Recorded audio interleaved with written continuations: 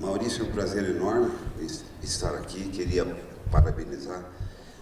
Eu não sei se eu estou à altura de vocês, do professor Braille, que está aqui, por favor. Mas eu tenho... A minha palestra é chatérrima. É chatérrima, é horrível, né? É a pior palestra que vocês vão ter aqui, né? Mas ela vai acender alguma coisinha em vocês, porque em algum momento isso vai comprometer a indústria, os distribuidores e assim por diante, tá? Eu introduzi no país a parte de fixação interna rígida. O que é isso? Antigamente, quem quebrava a cara ou fazia alguma cirurgia ficava 50, 60 dias, né, com a boca fechada, 40 dias com a boca fechada, ou usava capacetes, porque nós não tínhamos um sistema de fixação. Em 1988 eu trouxe e escrevi um livro aqui, escrevi um pequeno livro que era uma cartilha, né? Depois fiz mais 7 livrinhos. Então eu escrevi por que não fazer isso. Eu não fui o único, temos mais 2 colegas brasileiros. Aqui no Brasil nós temos médicos maravilhosos, cirurgiões maxilofaciais, craniofaciais, muito bons. E essa fixação rígida, ela transformou a cirurgia facial. Muito bem. Até aí a história está linda, né? Seguinte, Marcelo, por favor. Então, essa fixação, essas fraturas, eles ficariam com a boca fechada 50 dias.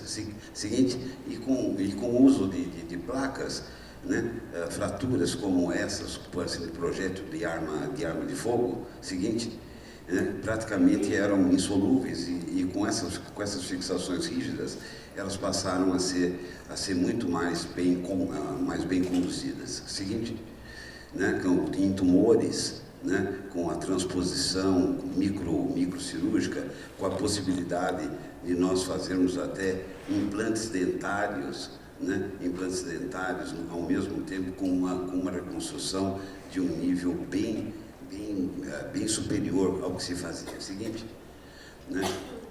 Então, devolvendo a esses pacientes, né, uma anatomia, esses pacientes oncológicos, uma anatomia e uma estética condizente com a vida deles. Seguinte, nas fraturas faciais também, seguinte, né, o uso dessas placas, né, fraturas grandes, craniofaciais, então mudou muito o prognóstico disso, né? Elas se tornaram tratáveis mais facilmente. Seguinte, os problemas estéticos funcionais, seguinte, né, como algumas alterações, né, foram, seguinte, também, né, tratadas sem a necessidade que a paciente tivesse o que é sua boca fechada, e isso trouxe mais estabilidade. Seguinte, né, telas para a órbita, seguinte, né, para sustentação do olho, isso tudo foi um avanço espetacular, né, que veio. Seguinte, e um material reabsorvível assim para crianças, né, basicamente, né, e que veio mudar praticamente a fixação dela. Seguinte, né, com as fixações, perceba o número de placas, né? Seguinte, tudo isso foi pré-estabelecido. Chegamos até hoje a uma prototipagem. Isso aqui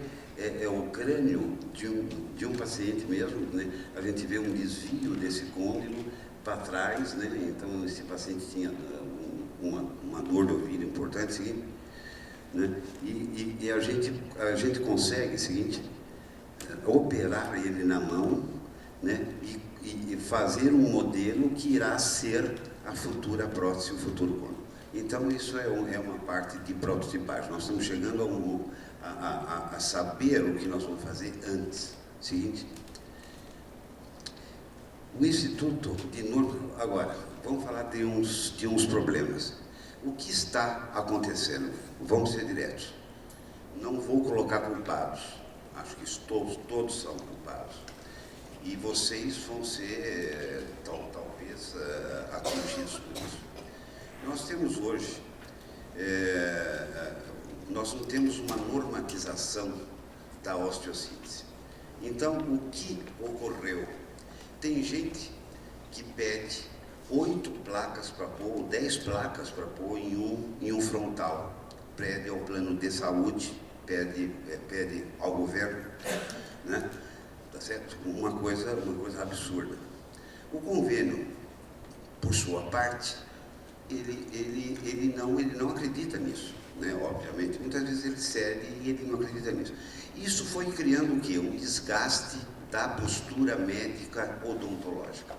Criou-se, porque nada foi normatizado. Então, cada um pede o que quer. Então, tem cirurgias que saem com... nós já vimos 48 parafusos e um terço médio. Não cabe 48 parafusos e um terço médio. Tá? Como já vimos também, auditores, né, liberando 2 placas para uma fratura que requisitava 6 placas. Então cria esse destempero, e quem é prejudicado é o paciente, né? Então isso vai atingir vocês que são da empresa também. Por enquanto está atingindo o médico, está atingindo principalmente o paciente, né? Por enquanto está atingindo isso. Esse face-to-face é um instituto que nós estamos montando, que é o Instituto de Normatização e Desenvolvimento da Osteossíntese em Cirurgia Maxilofacial, Crâniofacial e Bucomaxilofacial. Certo? Seguinte. Então, nós temos de um lado o nosso principal alvo e nossa principal responsabilidade é o paciente. Nós temos a seguradora de um lado, do outro lado, a instituição e a equipe médica. Isso aqui está tudo... Existe uma dissintonia entre isso aqui, tá certo? Esses 3 aqui, principalmente esses 2, estão em uma dissintonia. Não vamos colocar culpados, tá certo? Essa não é a minha posição, tá certo? Não é a minha função. Seguinte. Material especial. A que custo? Quantidade de material. Então, nós vamos procurar corrigir isso com uma normatização básica do que deve ser usado. Mesmo que essa normatização seja flexível. Obviamente, eu não vou impor a um colega meu que opere o que ele, desta maneira, ela tem uma flexibilidade, mas ela vai oferecer à seguradora, tá certo? Um plano de quê? E uma ideia do que é certo, do que é científico, do que é apoiado em literatura universal. Né? E com isso nós vamos parar de ter as segundas, terceiras opiniões, quartas opiniões, que nunca são assinadas, né? Só nós colocamos no nosso CRM, as outras opiniões nunca são assinadas, né? As segundas, terceiras e quartas. Então, para que não haja mais isso, para que haja o quê? Isso quebra a relação médico-paciente, quebra e atinge o que o médico tem de mais importante, a sua autonomia e a sua responsabilidade em tratar o seu doente, né? Seguinte, nós, junto com o Hospital Alemão Oswaldo Cruz, nós criamos um tipo de coisa que eu acho que vai ajudar. Seguinte, então, com base na transparência, né? Então, nós temos que ser transparentes desde que nós solicitamos o procedimento ao nosso paciente, né? Então, nós temos o controle do pedido de material especial, um monitoramento, a rastreabilidade, a disposição de negociação. Isso o Hospital Oswaldo Cruz faz. Seguinte. E o que nós precisamos ter? Resultados estáveis e usar material especial adequado. O material especial, que era uma bênção ao paciente, virou um problema enorme para todos, porque custa muito caro. Virou problema. E como fiscalizar isso? Então nós não podemos deixar de dar razão também às seguradoras. Como elas podem fiscalizar isso? Seguinte. Né? Seguinte. Então nós temos... nós fazemos um relatório de uso prévio desse material. Nós filmamos a cirurgia. Isso tem várias finalidades, tem uma finalidade científica, tem uma finalidade jurídica e tudo mais.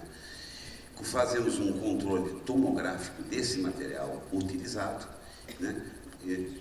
Esta é a palavra-chave para nós retornarmos ao que nós éramos, transparência, nós mostrarmos a transparência para que haja uma relação estabelecida e confiável entre seguradoras e médicos, entre governo e médicos. Seguinte, para o operador interessa material especial adequado, o não exagero, a chance de negociação e o resultado estável do doente. Quer dizer, que ele não seja reoperado, que não seja reinternado, que não tenha reintervenções devido àquele problema. Tá certo? Então, novamente, essa palavra aqui eu acho que é a palavra-chave, a transparência. Seguinte.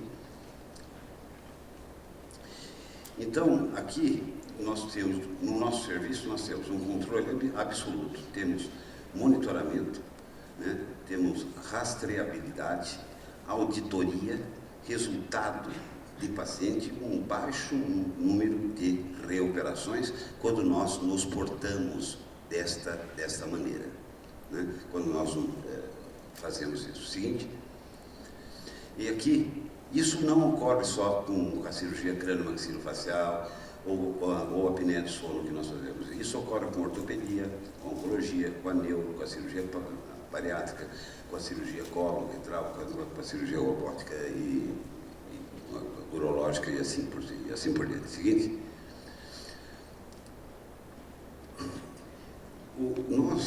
a maneira de nós fazermos aquilo, eu falei já, é um livro de conduta e diretrizes em normatização de indicação cirúrgica de osteossíntese a nível nacional. Isso nós já estamos preparando. Isso vai ser endossado por mais 20 docentes, doutores, isso do Brasil todo. Isso deve acabar com esse problema. Eu não sei se os ortopedistas também tiveram esse problema, a neuro também teve esse problema, e eu acho que essa é a maneira melhor de se acabar com isso. Seguinte. Então, esse é o contato com a senhora Leonisa, do Hospital Oswaldo Cruz, em que ela é uma das pessoas que tem nos ajudado a fazer essa padronização. Seguinte.